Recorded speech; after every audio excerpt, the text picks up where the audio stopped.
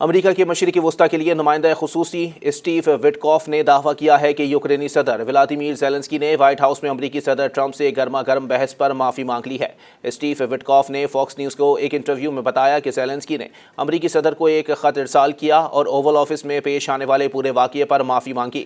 Witkoff نے کہا ہے کہ ان کے نزدیک یہ ایک اہم قدم ہے۔ دی کیف انڈیپینڈنٹ میگزین کے مطابق اسٹیو وٹکوف سعودی عرب میں آج یوکرینی حکام سے ملاقات کرنے والے امریکی وفد کا حصہ ہیں۔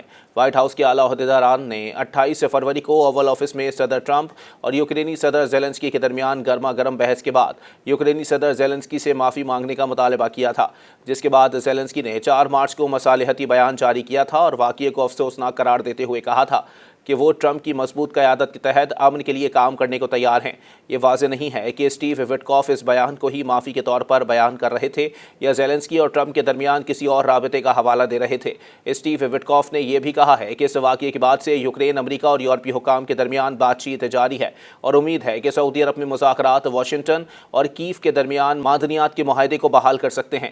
وٹکوف نے کہا ہے کہ مذاکرات میں یوکرین کے لیے سیکیورٹی پروٹوکول کے اہم معاملے پر بات ہوگی، لیکن یہ پیچیدہ معاملہ نہیں ہے۔ وائٹ ہاؤس میں جھڑپ کے بعد یوکرین اور امریکہ کے تعلقات انتہائی نچلی سطح پر پہنچ گئے تھے، کیونکہ واشنگٹن نے کیف کو فوجی امداد روک دی تھی اور اہم انٹیلیجنس معلومات کا تبادلہ بھی بند کر دیا تھا۔